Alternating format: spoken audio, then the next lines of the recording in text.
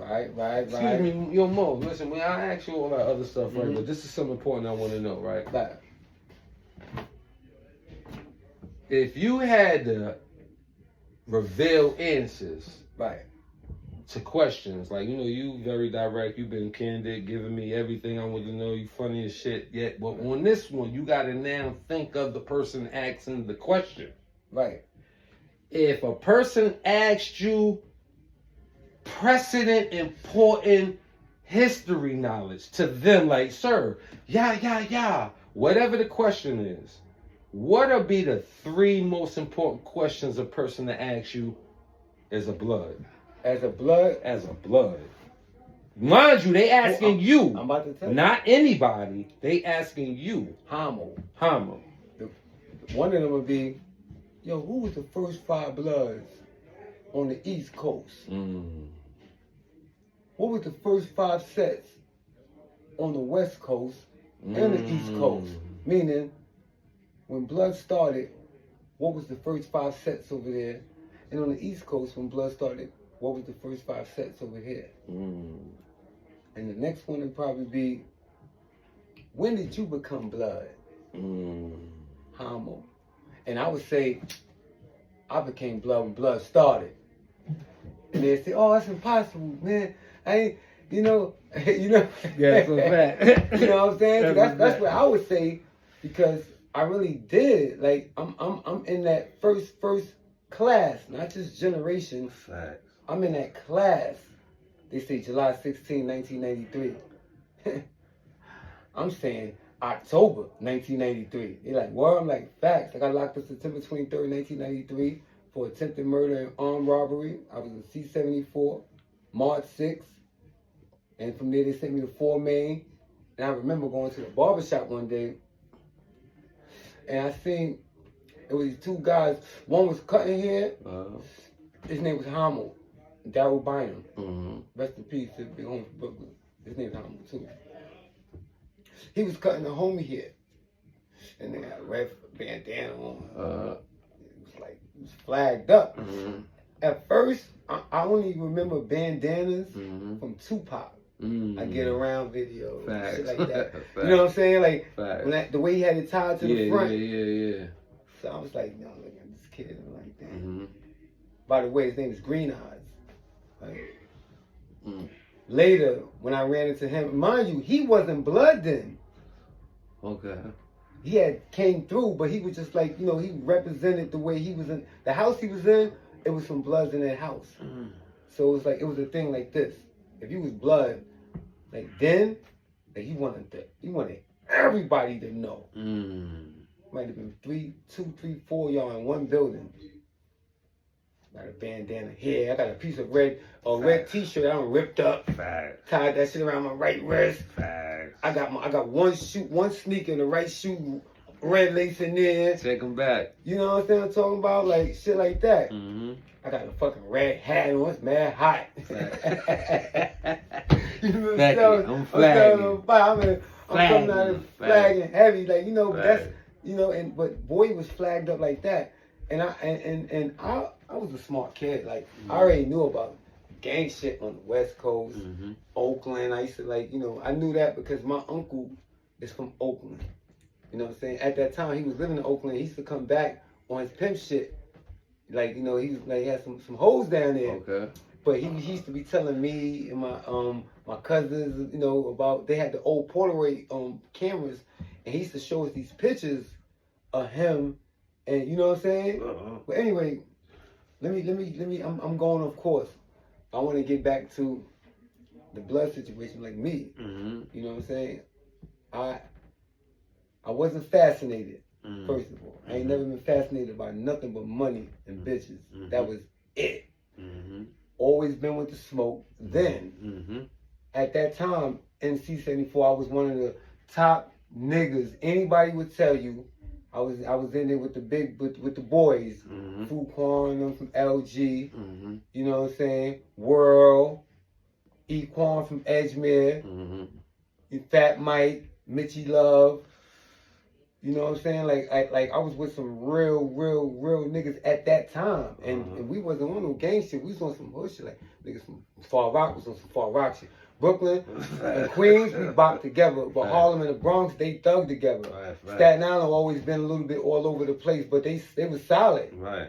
You know what I'm saying? Because the Wu just came out there, so like they really was getting a little notoriety. You know what I'm saying? But anyway, I remember after seeing bro in the barbershop like that, I went back to my crib and it was an officer. He was a captain. His name was Bailey. Ended up calling him the general. Ended up becoming fucking security captain. Fucking chief. He was chief of corrections. Big boy, Emmanuel Bailey. You know what I'm saying? And at that time, he was a captain. At that time, not an officer. And he was telling me. He said, "Yo, you was talking to that kid with all that red on?" I was like, "What?" This is when the SRG shit first started, Security Risk Group. And I was like, "What?" He was like, "Yeah, you was talking to. You know him? You a blood too?" I was like, "A blood? Like hell, no, I ain't no fucking blood. Ain't nothing. I'm neutral." You know what I'm saying? But you know, he was like, "Yeah, all right, give me your ID." Took my ID. He took me to intake. I didn't know what the fuck was going on. I ain't know security shit. Like first when he popped off with this gang shit. Took me to intake, and he came back and he took a picture of me and labeled me blood right then and there.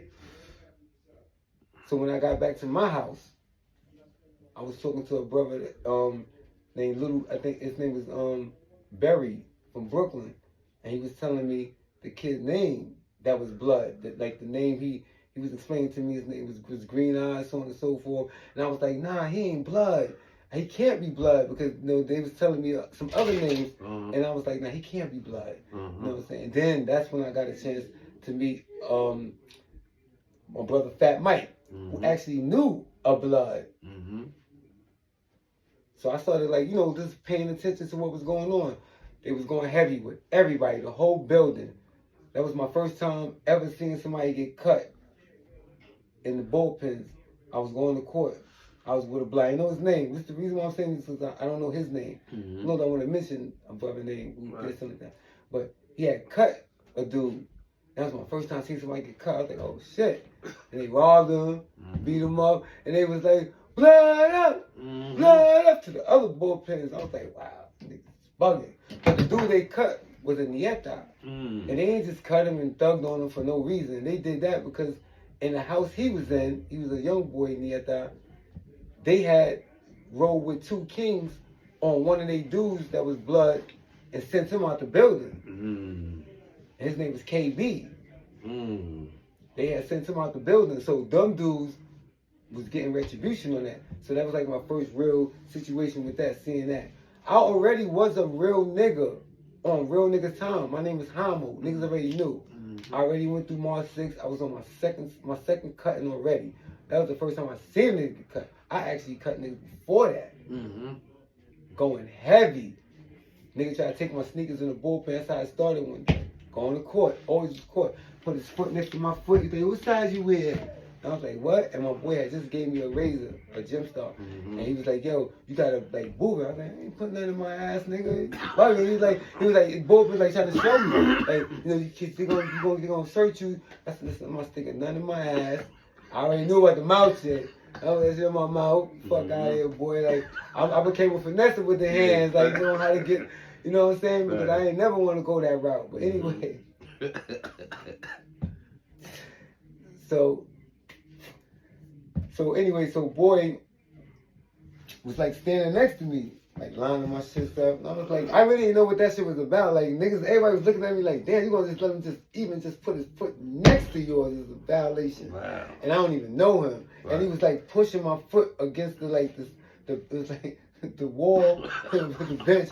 He was like he was trying to get a good accurate feel, make sure like we was the same size, you know what I'm saying? Yeah. And I was like, yo, get the fuck off me. He grabbed me and I went and I had the razor like right here in the back and some tissue behind me. Cause I had just took it out of my mouth and wrapped it up before that.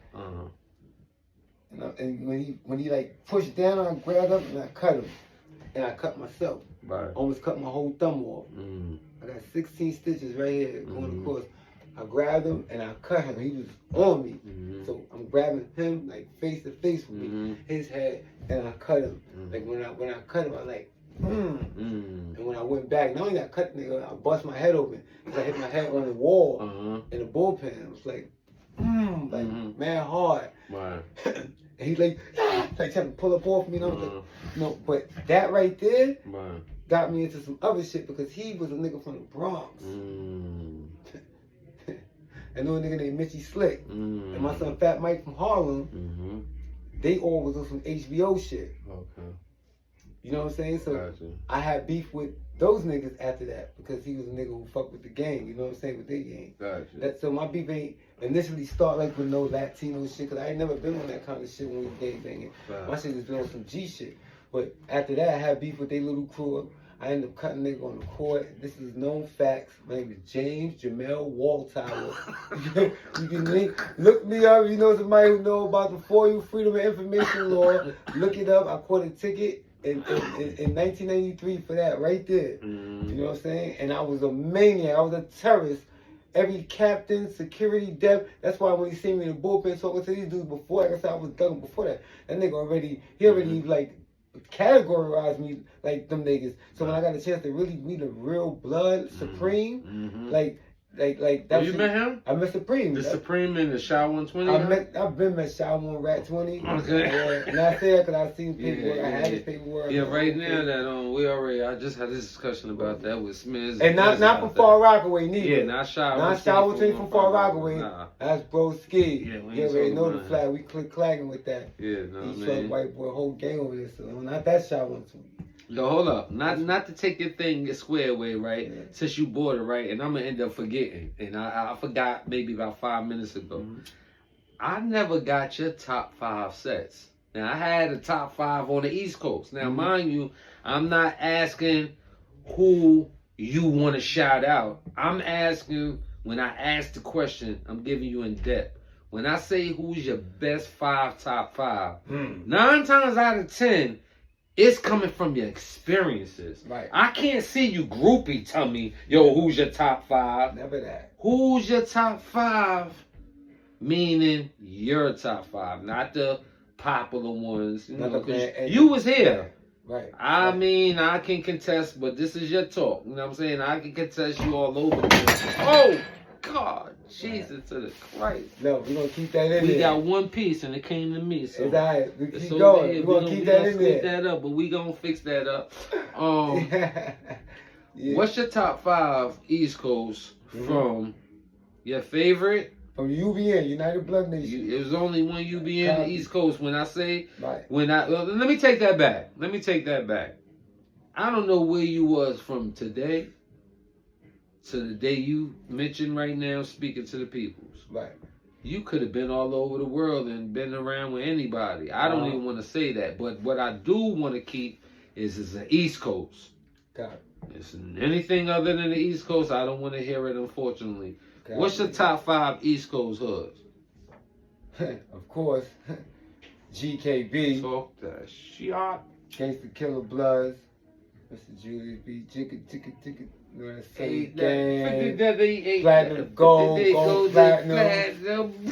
I always told him a trick was a trade. Trade.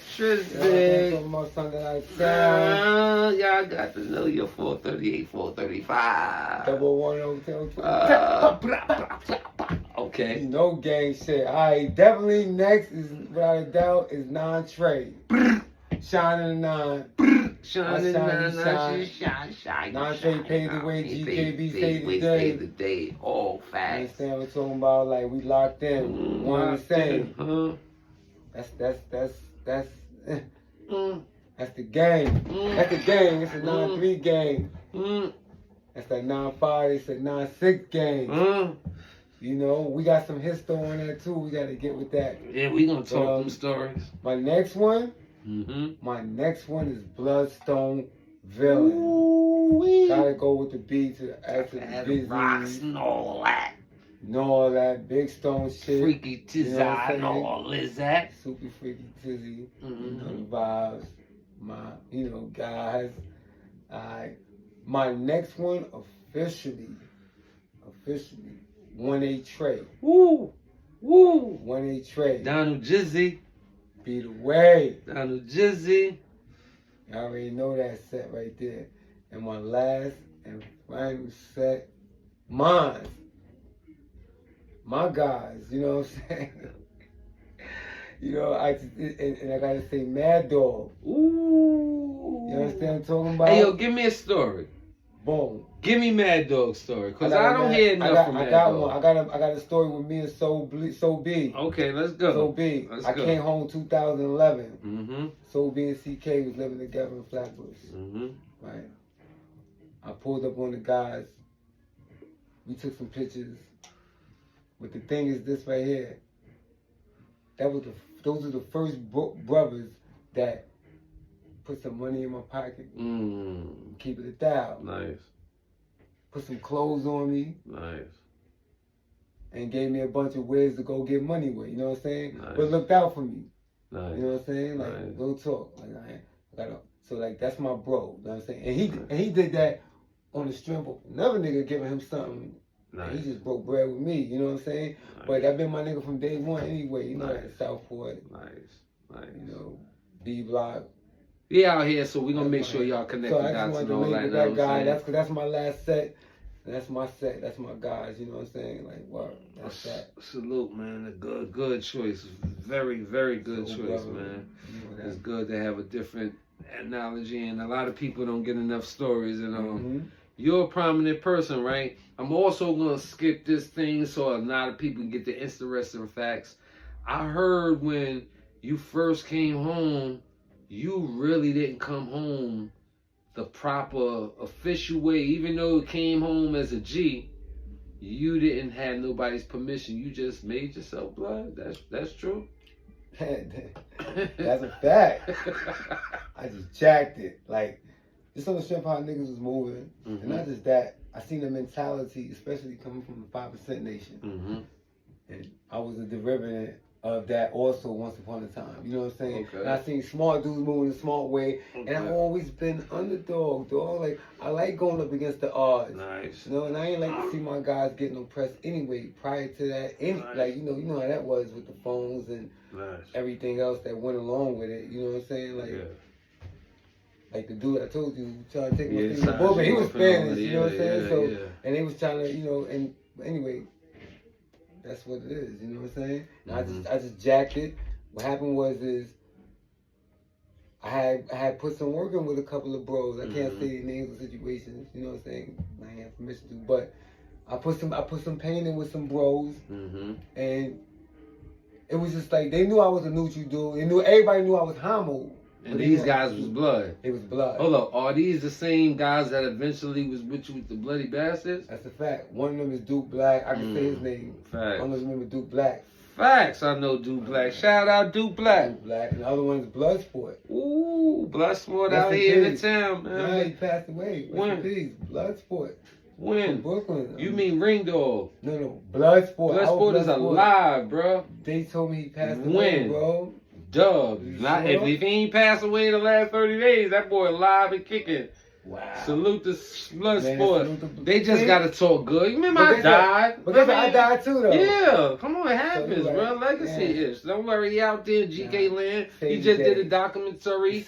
He came home. He was just locked up. Now he back home. Hopefully, I get the link up with Bloodsport one day. But nah, bro, still, man, bro. That's crazy. Cause I was still around. And mind you, I'm just coming home. Fact. See, this is the misinformation you get fed. That's right. That you got to be aware of. Yes.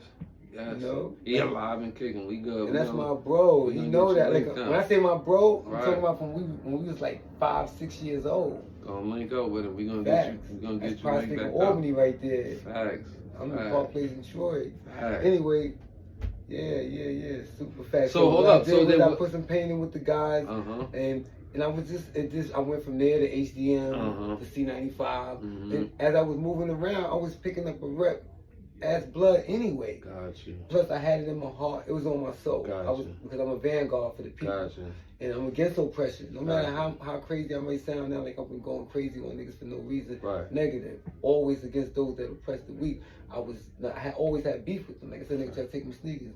trying to impress me. Right. You know, Right. my heart is built on that right there. You know what I'm saying? So like, by me being like that, and then with these guys, you know, dudes was on some, you know, somewhat black revolutionary, but you know, like mixing it in, intertwining it. We had that soul of a warrior. Facts. You know, like when this was slavery days, I'd be a runaway slave, bro. I'd be a Nat Turner. Oh, we know. We know that. That type of shit. So it's going hard like that, and then one day I ran into you.